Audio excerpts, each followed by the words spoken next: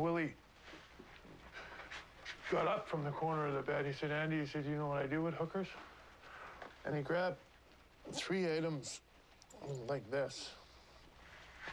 One being a leather belt and a piece of wire, angling of some kind, and a pair of handcuffs.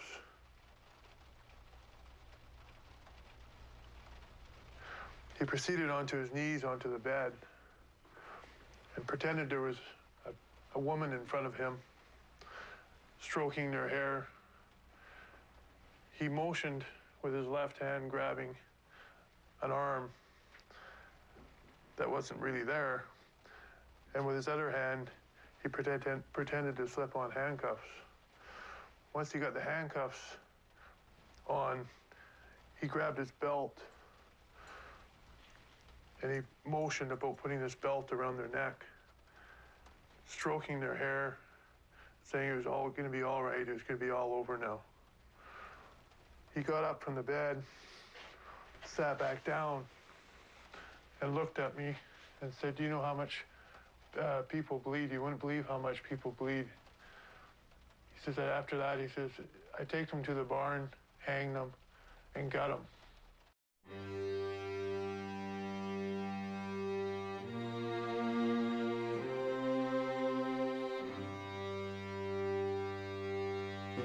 He fits perfectly in the description of a serial killer. Their addictions are so out of control.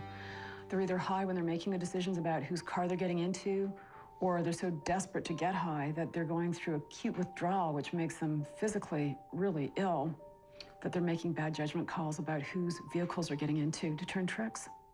He asked me to go up to his place, and I asked him where it was. He said Coquitlam. And I said, no, it's a little too far. He said, well, I'll give you $100. He goes, I'll bring you back within an hour and a half. So I said, yeah, okay. What I think affected me the most was when she leaned up against the car and I saw the handcuffs. He stabbed me 4 times, twice in the abdomen, once on my rib cage, punctured one of my lungs, and a cut on my left arm. This was something that was serious and evil. In my estimation, the Vancouver Police Department really dropped the ball on the missing women issue. I would wake up in the middle of the night, with a certain face or picture of a girl that I hadn't seen for a while. Or then somebody, the next day would mention to me that we haven't seen so-and-so for a while. So that's sort of how it started, and I started to write names down. There was a light on in that barn, and that was the barn where he butchered his pigs. The police will catch him because people don't kill people without getting caught.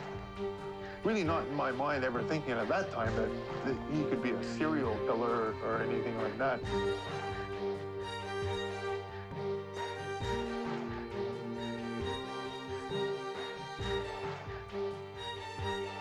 So I started walking over to the freezer, and I went to go put my hand, and something told me to stop, and I turned around and I looked at Willy, and it was like a tear in his eye, and he's like, and I shaking his head, don't, don't. And basically he's saying that she saw, stumbled into the barn and saw something hanging on the hook, and she didn't think it was a pig, and that, and that Pickton was in there, and he was cutting away at whatever the object was on the hook. This case is now the largest serial killer investigation in Canadian history.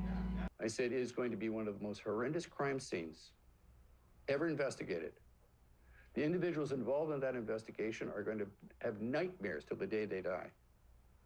Nobody is ever going to be the same again.